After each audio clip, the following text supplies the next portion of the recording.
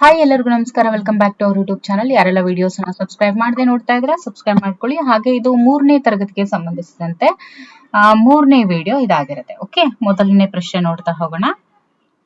ಮೂರಂಕಿ ಅಂದ್ರೆ ಟಾಪಿಕ್ ಬಂದು ಮೂರಂಕಿ ಸಂಖ್ಯೆಗಳಲ್ಲಿ ಸಂಕಲನ ಮತ್ತು ವ್ಯವಕಲನ ಮಾಡ್ತಾರೆ ಮಕ್ಕಳು. ಜೊತೆಗೆ ನಿತ್ಯ ಜೀವನದ ಸಮಸ್ಯೆ ಸನ್ನಿವೇಶಗಳಲ್ಲಿ ಅನ್ವಯಿಸುವರು ಇದ್ರ ಬಗ್ಗೆ. ಓಕೆ, ಮೊದಲನೇ ಪ್ರಶ್ನೆ. ಅಬಾಕಸ್ ಬಳಸಿ 882 721 ಮಾಡಿದಾಗ ನನಗೆ ಈ ಉತ್ತರ ಬರುತ್ತೆ.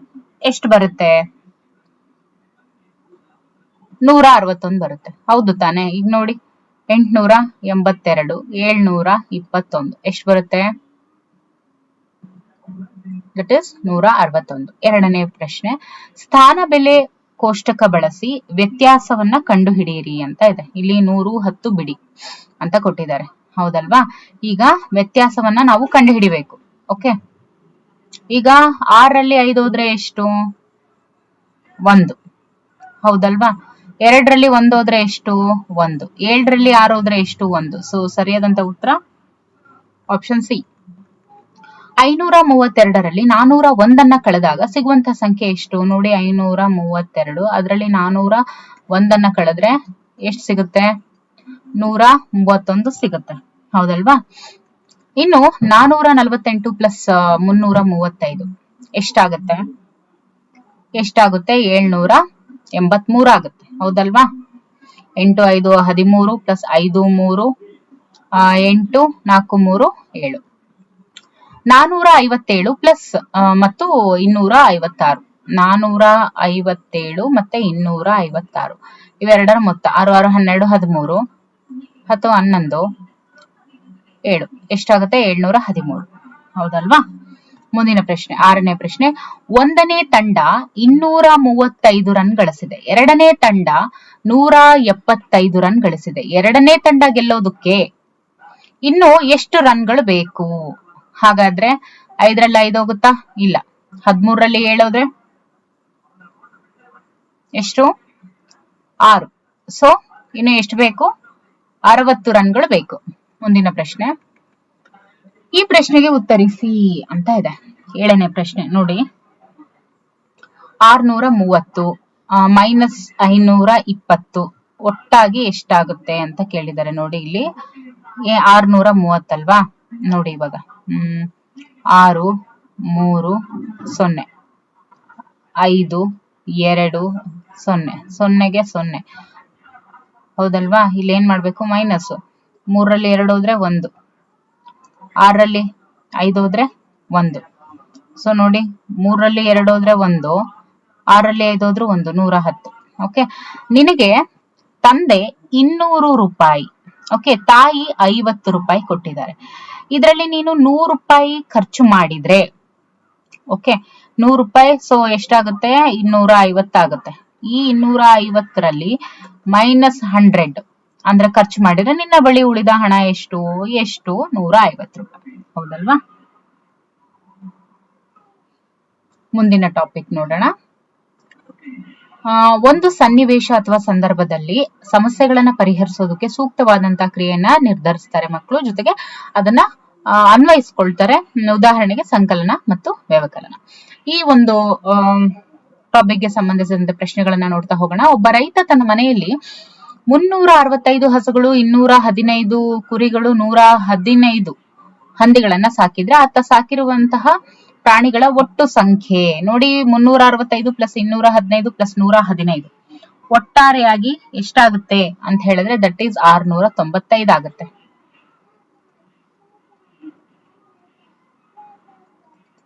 ಎಷ್ಟಾಗುತ್ತೆ? 695 ಆಗುತ್ತೆ.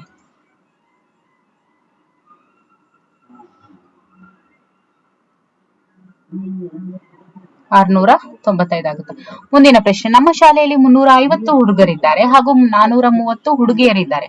ಈ ಶಾಲೆಯ ಒಟ್ಟು ಮಕ್ಕಳ ಸಂಖ್ಯೆ ಎಷ್ಟು? ಒಟ್ಟು ಮಕ್ಕಳ ಸಂಖ್ಯೆ ಎಷ್ಟು ಅಂತ ಹೇಳಿದ್ರೆ 780 ಆಗುತ್ತೆ. ಇನ್ನು 525 ಏನ್ ಮಾಡಿದ್ರೆ, ಮತ್ 525 ಮತ್ತೆ ಇಲ್ಲಿ ಡ್ಯಾಶ್ ಕೊಟ್ಬಿಟ್ಟು 388 ಕೊಟ್ಟಿದ್ದಾರೆ. ಒಟ್ಟು ಇಲ್ಲಿ 913 ಇದೆ. ಹಾಗಾದ್ರೆ ಖಾಲಿ ಜಾಗದಲ್ಲಿ ಬಳಸಬೇಕಾದಂತಹ ಸರಿಯಾದ ಚಿಹ್ನೆ ಯಾವುದು ಅಂತ ಕೇಳಿದರೆ ನೋಡಿ,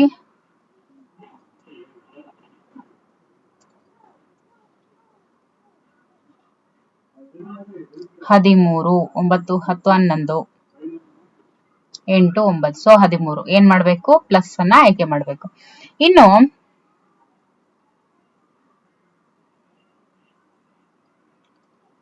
610, 215, 310. ಇಲ್ಲೂ ಕೂಡ ಇಲ್ಲೇನ್ ಬರುತ್ತೆ? 515 ಬರುತ್ತೆ. ಖಾಲಿ ಜಾಗದಲ್ಲಿ ಬಳಸಬೇಕಾದಂತಹ ಸರಿಯಾದ ಚಿಹ್ನೆಗಳು ಅಂತ ಕೇಳಿದರೆ ನೋಡಿ, 610ರಲ್ಲಿ 215 ಕಳೆದಾಗ ನಮಗೆ ಎಷ್ಟು ಸಿಗುತ್ತೆ? 310 ಸಿಗುತ್ತೆ. ಹೌದಲ್ವಾ?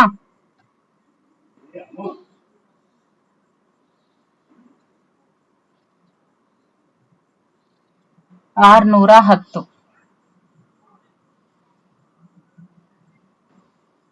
215. 10ರಲ್ಲಿ 5 ಹೋದ್ರೆ ಎಷ್ಟು? 5 ಅಲ್ವಾ?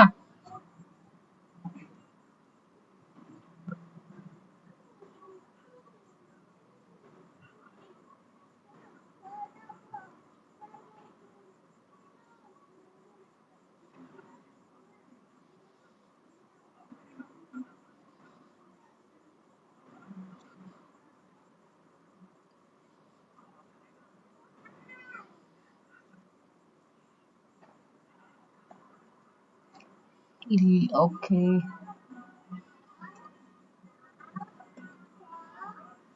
ಇಲ್ಲೇನ್ ಮಾಡ್ಬೇಕು?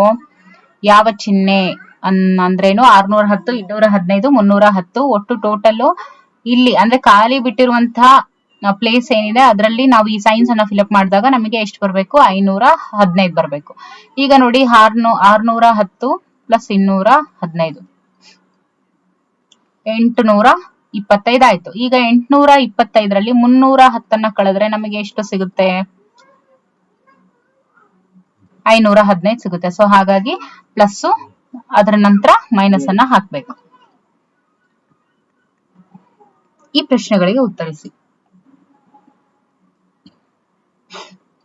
ನೀನು ಅಂಗಡಿಗೆ ಹೋಗಿ ಸಕ್ಕರೆಯನ್ನು ಕೊಂಡು ಅವರಿಗೆ 400 ರೂಪಾಯಿನ ಕೊಟ್ಟಾಗ ಅಂಗಡಿಯವರು 350 ರೂಪಾಯಿ ಮರಳಿ ನೀಡ್ತಾರೆ. ಸಕ್ಕರೆಗೆ ಎಷ್ಟು ಹಣ ಕೊಟ್ಟಂತಾಯ್ತು? 400 ರೂಪಾಯಿ ಕೊಟ್ಟಾಗ ಅವರು 350 ರೂಪಾಯಿ ವಾಪಸ್ ಕೊಡ್ತಾರೆ ಅಂತ ಹೇಳಿದಾಗ ಅಲ್ಲಿ ನಾವೆಷ್ಟು ಕೊಟ್ಟಂಗಾಯ್ತು? 50 ರೂಪಾಯಿ ಕೊಟ್ಟಂಗಾಯ್ತು. ಓಕೆ. ಒಬ್ಬ ಗೊಂಬೆ ಮಾರುವವನ ಬಳಿ 532 ಗೊಂಬೆಗಳಿದ್ವು. ಆತನ ಬಳಿ ಈಗ 289 ಗೊಂಬೆಗಳು ಉಳಿದಿದ್ದಾವೆ. ಹಾಗಾದ್ರೆ ಆತ ಮಾರಿರುವಂತಹ ಗೊಂಬೆಗಳ ಸಂಖ್ಯೆ ಎಷ್ಟು ಅಂತ ಕೇಳಿದರೆ 532 ಮೈನಸ್ 289. ಸೊ ಎಷ್ಟು ಉಳಿತು? 283 ಗೊಂಬೆಗಳು ಆತನ ಹತ್ರ ಉಳಿದ್ವು. ಮುಂದಿನ ಟಾಪಿಕ್ ಬಂದು ಗುಂಪು ಮಾಡಿ ಅಥವಾ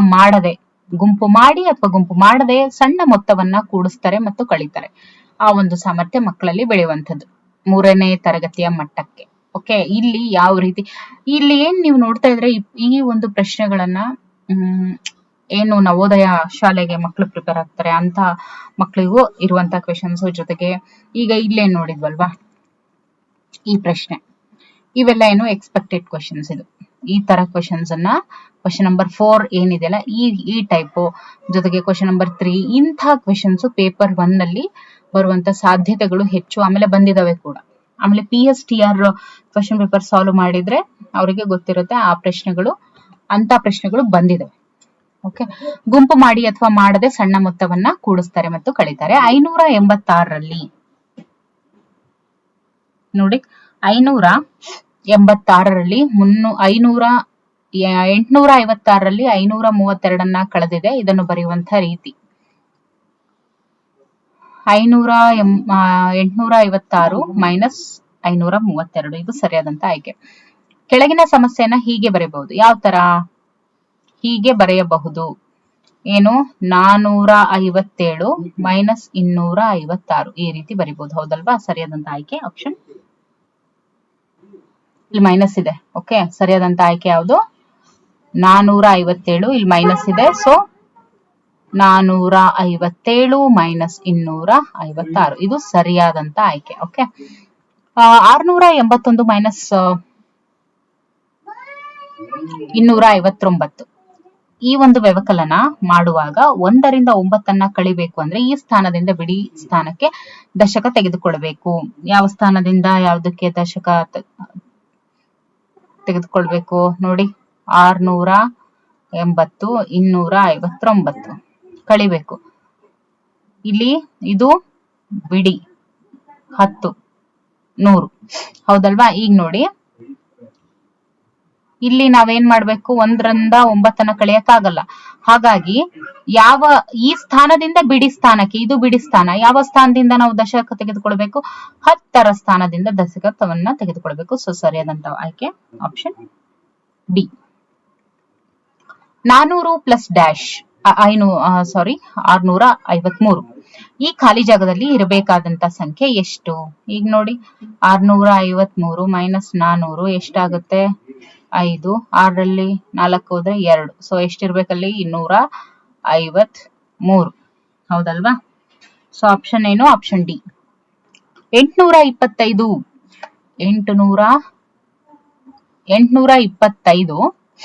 ಮೈನಸ್ 342 ಮತ್ತು 342 ಪ್ಲಸ್ 141. ಈ ಎರಡು ಸಮಸ್ಯೆಗಳನ್ನ ಬಿಡಿಸಿದಾಗ ಬರುವಂತಹ ಉತ್ತರ ಏನಾಗಿರುತ್ತೆ ಅಂತ ಕೇಳಿದರೆ ಬರುವಂತಹ ಉತ್ತರ 483 ಆಗಿರುತ್ತೆ. ಓಕೆ ನೋಡಿ 800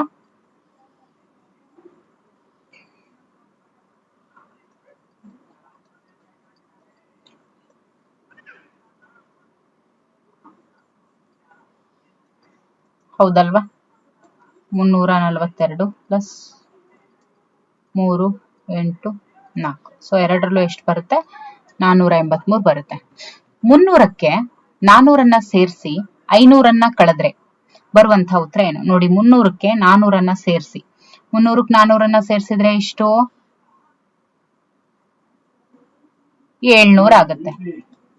ಹೌದಲ್ವಾ? ಅದಕ್ಕೆ 500 ಕಳೆದ್ರೆ ಎಷ್ಟು ಬರುತ್ತೆ? 200 ಬರುತ್ತೆ. ಹೌದಲ್ವಾ? ಸರಿಯಾದಂತ ಆಯ್ಕೆ ಏನು? 200. ಇನ್ನು 14ನೇ ಒಂದು ಟಾಪಿಕ್ ಬಂದು ನಿತ್ಯ ಜೀವನದ ಸನ್ನಿವೇಶಗಳ ಸಮಸ್ಯೆಗಳನ್ನ ಪರಿಹರಿಸುವಂತ ಕೌಶಲ್ಯವನ್ನ ಪ್ರದರ್ಶಿಸ್ತಾರೆ ಮಕ್ಕಳು. ಸೊ ಮೊದಲನೇ ಪ್ರಶ್ನೆ, ಕ್ರಿಕೆಟ್ ಮ್ಯಾಚ್ ಅಲ್ಲಿ this is very important for exams. Okay, PSTR TET paper 1ಗೆ ಇದು ಬಹಳನೇ ಉಪಯುಕ್ತ. ನೋಡಿ, ಕ್ರಿಕೆಟ್ ಮ್ಯಾಚ್ ಅಲ್ಲಿ ವಿರಾಟ್ ಕೊಹ್ಲಿ ಮತ್ತು ರೋಹಿತ್ ಶರ್ಮಾ ಒಟ್ಟಾಗಿ 300 ರನ್ ಅನ್ನ ಗಳಿಸ್ತಾರೆ. ಇದರಲ್ಲಿ ವಿರಾಟ್ ಕೊಹ್ಲಿ 156 ರನ್ ಅನ್ನ ಗಳಿಸಿದ್ರೆ ರೋಹಿತ್ ಶರ್ಮಾ ಗಳಿಸಿದ ರನ್ಗಳು ಎಷ್ಟು ಅಂತ ಕೇಳಿದ್ದಾರೆ. ನೋಡಿ, ಅವರಿಬ್ರು ಒಟ್ಟಾಗಿ 300 ರನ್ ಗಳಿಸಿದ್ದಾರೆ. ಇನ್ನು ವಿರಾಟ್ ಕೊಹ್ಲಿ ಅದರಲ್ಲಿ 156 ರನ್ಗಳನ್ನ ಗಳಿಸಿದ್ರೆ ರೋಹಿತ್ ಶರ್ಮಾ ಎಷ್ಟು ರನ್ ಅನ್ನ ಗಳಿಸಿರ್ತಾರೆ? 10ರಲ್ಲಿ 6 ಹೋದ್ರೆ ಎಷ್ಟು?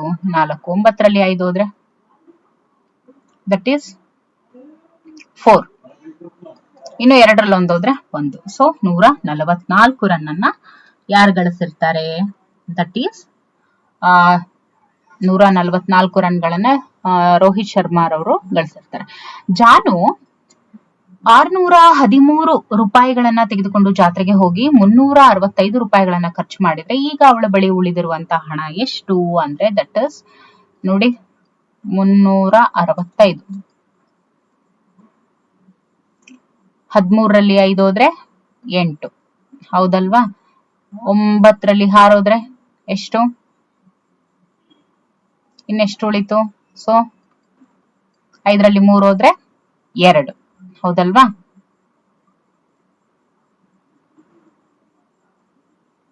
ಸರಿಯಾದಂತ ಆಯ್ಕೆ ಏನು? That is 248.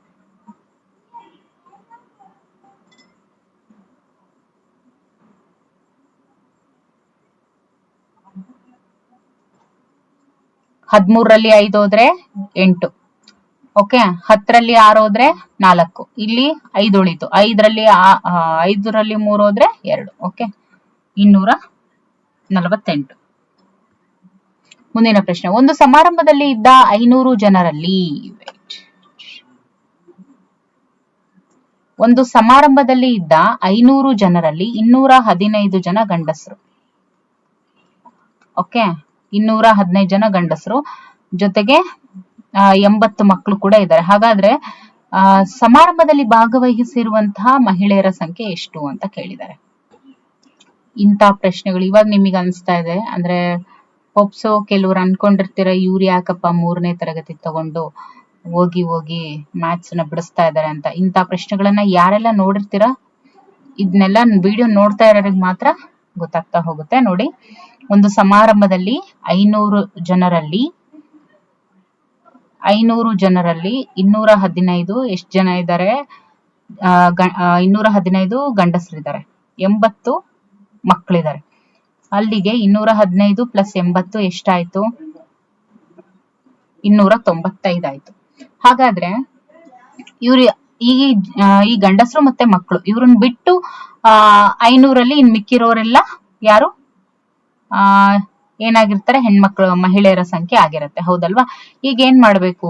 500ರಲ್ಲಿ 295 ಮೈನಸ್ ಮಾಡ್ಬೇಕು. ಎಷ್ಟು ಬರುತ್ತೆ? 10ರಲ್ಲಿ 5 ಹೋದ್ರೆ 5. ಹೌದಲ್ವಾ? ಇನ್ನು 9ರಲ್ಲಿ 9 ಹೋದ್ರೆ 0. 4ರಲ್ಲಿ 2 ಹೋದ್ರೆ 2. ಸೊ 205 ಜನ ಮಹಿಳೆಯರು ಇರ್ತಾರೆ. ಓಕೆ. ಕೂಲಿ ಕೆಲಸಕ್ಕೆ ಹೋಗಿ ತಂದೆ 350 ರೂಪಾಯಿ, ತಾಯಿ 325 ರೂಪಾಯಿ ದುಡ್ದು ತಂದು ಒಟ್ಟಾಗಿಸಿ 475 ರೂಪಾಯಿ ಮನೆಗೆ ಖರ್ಚು ಮಾಡಿದ್ರೆ ಉಳಿದಂತ ಹಣ ಎಷ್ಟು?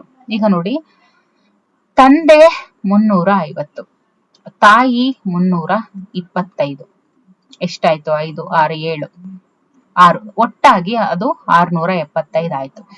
ಅದ್ರಲ್ಲಿ ಅವರಿಬ್ರು ಒಟ್ಟಾಗಿ ಏನ್ ಮಾಡ್ತಾರೆ? 475 ರೂಪಾಯಿನ ಖರ್ಚು ಮಾಡ್ತಾರೆ ಅದ್ರಲ್ಲಿ. ಅವಾಗ ಏನಾಗುತ್ತೆ? 6ರಲ್ಲಿ 2 ಹೋದ್ರೆ 6ರಲ್ಲಿ 4 ಹೋದ್ರೆ 2. ಹೌದಲ್ವಾ?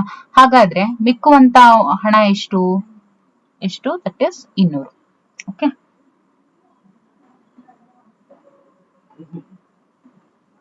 ಮುಂದಿನ ಪ್ರಶ್ನೆ 15ನೇ ಟಾಪಿಕ್ ನೋಡಿ.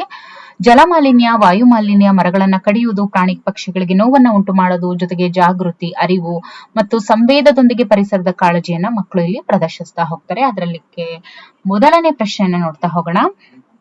635 ದನಗಳಲ್ಲಿ 462ಕ್ಕೆ ಲಸಿಕೆ ನೀಡಲಾಗಿದ್ದು, ಲಸಿಕೆ ನೀಡಲು ಬಾಕಿ ಇರುವ ದನಗಳ ಸಂಖ್ಯೆ ಎಷ್ಟು? 635 ದನಗಳಲ್ಲಿ 462ಕ್ಕೆ ಮಾತ್ರ ಲಸಿಕೆ ನೀಡಿದೆ. ಹಾಗಾದ್ರೆ ಇನ್ನು ಎಷ್ಟಕ್ಕೆ ನೀಡಬೇಕು? 5ರಲ್ಲಿ 2 ಹೋದ್ರೆ 3, 3ರಲ್ಲಿ 6 ಹೋಗಲ್ಲ, 13ರಲ್ಲಿ 6 ಹೋದ್ರೆ 7, 8, 9, 10, 11, 12, 13 ಎಷ್ಟಾಗುತ್ತೆ? 7 ಆಗುತ್ತೆ. ಹೌದಲ್ವಾ? 5ರಲ್ಲಿ 4 ಹೋದ್ರೆ 1. ಸೊ ಟೋಟಲ್ ಇನ್ನು 173. ಇಷ್ಟಕ್ಕೆ ಮಾತ್ರ ಲಸಿಕೆ ನೀಡಬೇಕು. ಓಕೆ. ಮುಂದಿನ ಪ್ರಶ್ನೆ.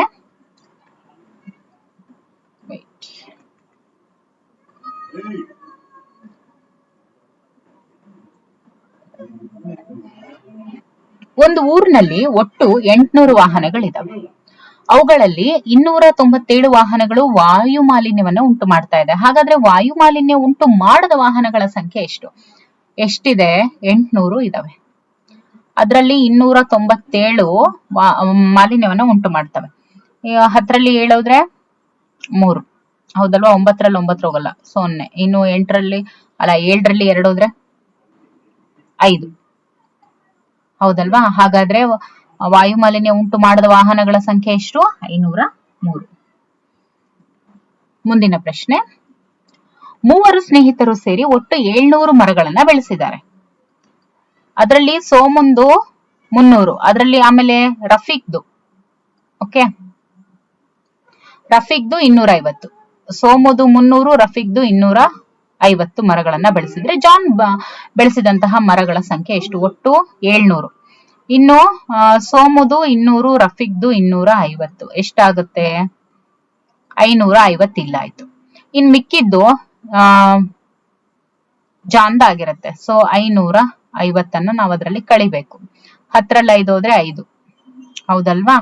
ಇಲ್ಲೆಷ್ಟು ಉಳಿತು? 6 ಉಳಿತು. 6ರಲ್ಲಿ 5 ಹೋದ್ರೆ 1. ಸೊ ಎಷ್ಟು? 150 ಮರಗಳನ್ನ ಜಾನ್ ಬೆಳೆಸಿದಾನೆ. ಓಕೆ. ಮುಂದಿನ ಪ್ರಶ್ನೆ. ಪಟ್ಟಿಯನ್ನ ಗಮನಿಸಿ. 1990 ಹಾಗೂ 2020ನೇ ವರ್ಷದ ಸಮೀಕ್ಷೆಯಲ್ಲಿ ಕಂಡು ಬಂದಿರುವಂತಹ ಪಕ್ಷಿಗಳ ಸಂಖ್ಯೆಯ ವ್ಯತ್ಯಾಸವನ್ನ ನಾವಿಲ್ಲಿ ನೋಡ್ತಾ ಹೋಗ್ಬೇಕು. ಇಲ್ಲಿ 1990 ಜೊತೆಗೆ 2020 ಈ ಒಂದು ಸಮೀಕ್ಷೆಯಲ್ಲಿ ಕಂಡಿರುವಂತಹ ಪಕ್ಷಿಗಳ ಸಂಖ್ಯೆಯ ವ್ಯತ್ಯಾಸವನ್ನ ನೋಡ್ಬೇಕು. ಇಲ್ಲಿ ಎಷ್ಟಿದೆ? 960 ಇದೆ. ಇಲ್ಲೆಷ್ಟಿದೆ? 450 ಇದೆ. ಹೌದಲ್ವಾ? ನೋಡಿ, 6ರಲ್ಲಿ 5 ಹೋದ್ರೆ 1, 9ರಲ್ಲಿ 4 ಹೋದ್ರೆ 5. ಹೌದಲ್ವಾ? ಸೊ ಅಲ್ಲಿಂದ ಅಲ್ಲಿಗೆ ನೋಡಿದಾಗ 510ರಷ್ಟು ಡಿಫ್ರೆನ್ಸ್ ಬರುತ್ತೆ. ಓಕೆ, ಸೊ ಇದಿಷ್ಟು ಅರ್ಥ ಆಗಿದೆ ಅಂತ ಭಾವಿಸ್ತಾ, ಈ ಎಲ್ಲ ಪ್ರಶ್ನೆಗಳು ಈ 3ನೇ ತರಗತಿಯ ಟಾಪಿಕ್ಸ್ ಏನೇನೆಲ್ಲ ಇದೆಯಲ್ಲ, ಇದರಲ್ಲಿ ಈ ಒಂದು ಪ್ರಶ್ನೆಗಳನ್ನ ಯಾರೆಲ್ಲ ನೋಡ್ತಾ ಇದ್ರ ವಿಡಿಯೋ, ನಿಮ್ಗೆ ಎಷ್ಟು ಮಟ್ಟಿಗೆ ಇದು ಉಪಯೋಗ ಆಗ್ತಾ ಇದೆ ಅನ್ನೋದನ್ನ ನೀವು ಕಮೆಂಟ್ ಅಲ್ಲಿ ತಿಳಿಸಿ. ಇದಾದ್ಮೇಲೆ ನೋಡಿ, ಇದಕ್ಕೆ ಸಂಬಂಧಪಟ್ಟಂತೆ ಇದು 3ನೇ ವಿಡಿಯೋ ಆಗಿರುತ್ತೆ. ಇನ್ನು 4, 5, 6 ಇನ್ನು 3 ವಿಡಿಯೋಗಳು ಬಾಕಿ ಇರುತ್ತೆ. ಒಂದು ವಿಡಿಯೋ 5 ಮುಗಿಸಿ ನೋಡೋಣ. ಓಕೆ, ಇನ್ನು 3 ವಿಡಿಯೋ 5 ಅಧ್ಯಾಯದಂತೆ ಇನ್ನು 3 ವಿಡಿಯೋ ಇದರಲ್ಲಿ ಬಾಕಿ ಇರುತ್ತೆ. ಇದಾದ ನಂತರ 4ನೇ ತರಗತಿ, ಆಮೇಲೆ 5. ಓಕೆ, ಅದಾದ ನಂತರ 6ರಿಂದ 10ರವರೆಗೂ ನಾವಿಲ್ಲಿ ಮುಗಿಸ್ಕೊಡ್ತೀವಿ. Okay, thank you for watching. ನಿಮ್ಗೆ ಎಷ್ಟು ಮಟ್ಟಿಗೆ ಇದು ಉಪಯೋಗ ಆಗ್ತಾ ಇದೆ ಅನ್ನೋದನ್ನ ನೀವು ಕಮೆಂಟ್ ಅಲ್ಲಿ ತಿಳಿಸಿ. ಯಾಕೆ ಅಂದ್ರೆ ಇದೇನಪ್ಪ ಇವರು 3ನೇ ತರಗತಿ ಇಟ್ಕೊಂಡು ಮಾಡ್ತಾ ಇದ್ದಾರೆ ಅಂತ ಕೆಲವ್ರು ಅನ್ಕೊಳ್ಳೋರು ಇರ್ತಾರಲ್ವಾ, ಅದಕ್ಕೋಸ್ಕರ. Okay, thank you for watching.